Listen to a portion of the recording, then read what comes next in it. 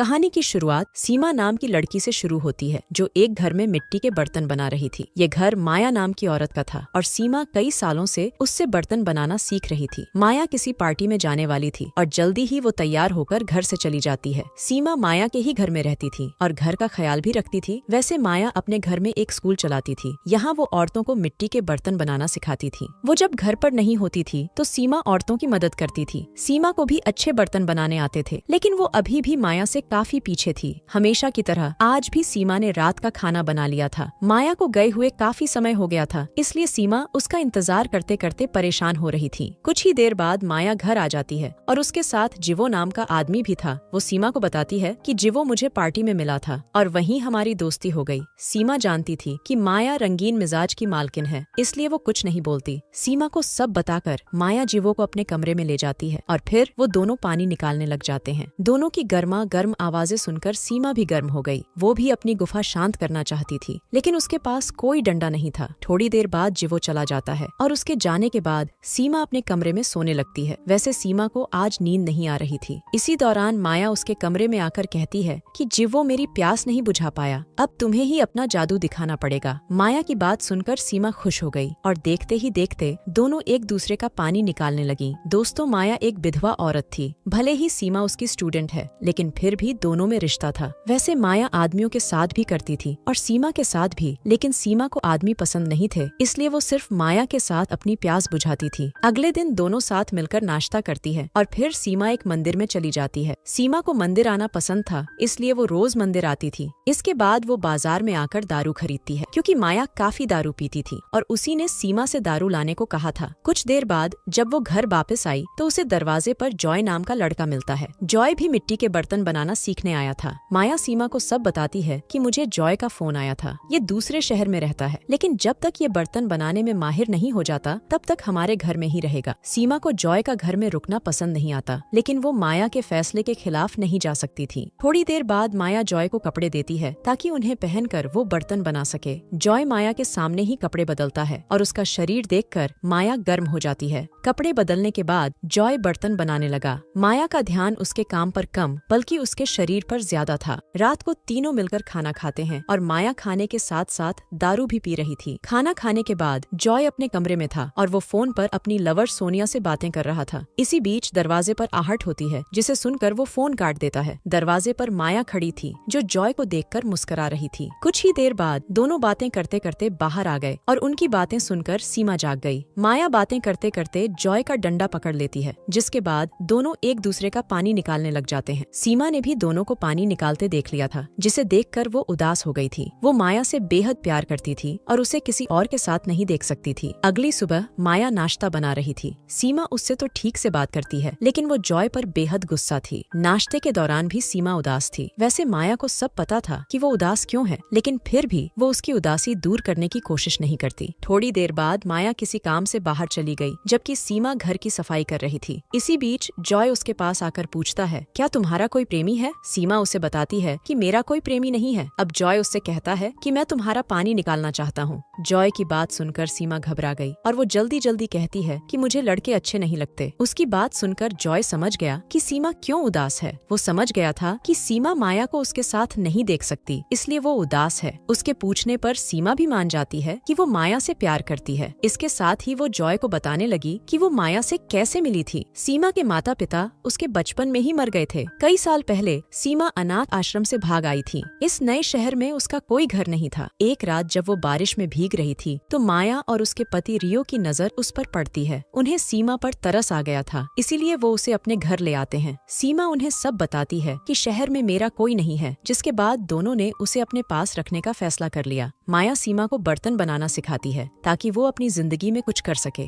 धीरे धीरे जैसे जैसे दिन बीतने लगे, सीमा दोनों के साथ पूरी तरह घुल मिल गई। ऐसे ही एक दिन माया सीमा को बर्तन बनाना सिखा रही थी और तभी दरवाजे पर आवाज आती है। एक पुलिस वाला माया को बताता है कि आपका पति एक हादसे में मारा गया। पुलिस वाले की बात सुनकर माया बुत सी बन गई। रियो की मौत के बाद सीमा ही माया को संभालती है। एक रात माया को संभालते संभालते वो उसे किस करती है, जिसके बाद दोनों में रिश्ता बन जाता है। अब कहानी वर्तमान समय से शुरू होती है। माया वापस आ गई थी और सीमा उसे जॉय से दूर रहने को कहती है। सीमा की बात सुनकर माया को इतना गुस्सा आता है कि वो उसे एक जोरदार थप्पड़ थप्पड़ मार देती है। रात को जॉय फिर से माया का पानी निकालने लगा और दोनों की गर्म आवाजें सुनकर सीमा फिर से दुखी होने लगी। अगले दिन सीमा फिर से मंदिर जाकर प्रार्थना करती है। वो जब वापस आती है तो उसे घर से सोनिया निकलती दिखती है। सोनिया जॉय की लवर थी और वो जॉय के साथ घूमने जा रही थी। सीमा घर में आकर काम करने लगती है और काम करते करते पूरा दिन गुजार देती है। रात को माया फिर से जॉय को गर्म करने लगी। इस बार वो ये सब सीमा के सामने ही कर रही थी ताकि सीमा जल जाए। इसी बीच जॉय की लवर सोनिया घर में आ जाती है। उसने जॉय को कई फोन किए थे लेकिन जॉय ने फोन नहीं उठाया था, इसलिए वो परेशान होकर यहाँ आई थी। उसे अब जॉय पर शक होने लगा था, इसलिए वो उसे अपने साथ चलने को कहती है, मगर माया उसे रोककर कहती है कि तुम जॉय को वो मजा नहीं दे सकती जो मजा उसे मैं देती हूँ। माया की बात सुनकर सोनिया हैरान हो गई, जिसके बाद वो गुस्सा होकर वहाँ से चली जाती है। उसके जाने के बाद माया नहाने चली जाती है, जबकि जॉय सीमा से कहता है, मैं हैरान हूँ कि तुम इस पागल मैडम से कैसे प्यार कर सकती हो। उसकी बात सुनकर सीमा कुछ नहीं बोलती और तभी जॉय उसे किस करने लगता है। माया ने भी दोनों को किस करते देख लिया था। उसे लगने लगा कि दोनों के बीच रिश्ता है और दोनों मिलकर उसे बेवकूफ बना रहे हैं। दोनों माया को समझाने की पूरी कोशिश करते हैं कि हमारे बीच कोई रिश्ता नहीं है, मगर माया दोनों पर यकीन नहीं करती और दोनों को घर से चले जाने को कहती है। सीमा के बार बार माफी मांगने पर माया कहती है, मैं तुम दोनों को तभी माफ कर सकती हूँ अगर तुम दोनों मेरे सामने ही एक दूसरे का पानी निकालोगे। माया की बात सुनकर दोनों हैरान हो गए। सीमा को पता था कि माया पूरी ढीठ है, इसलिए वो उसकी बात मानने को तैयार हो गई। जॉय सीमा को रोकने की कोशिश करता है, मगर माया सीमा को एक चेयर पर बैठाती है और फिर उसके कपड़े उतारने लग जाती है। सीमा का गोरा बदन देखकर जॉय हैरान हो गया। इसी बीच माया अपने हाथ से सीमा को गर्म करने लगती है। देखते ही देखते सीमा गर्म हो गई, जिसके बाद जॉय उसे एक टेबल पर लिटा लेता है। माया के इशारे पर जॉय सीमा की गुफा में धमाके करने लगा। दोनों को देखते देखते माया इतनी गर्म हो जाती है कि वो भी मैदान में आ जाती है। अब जॉय दो गुफाओं का मजा लेने वाला था, मगर इसी बीच सोनिया भी घर में आ जाती है और जॉय को दो लड़कियों के साथ देखकर बेहद गुस्सा करती है।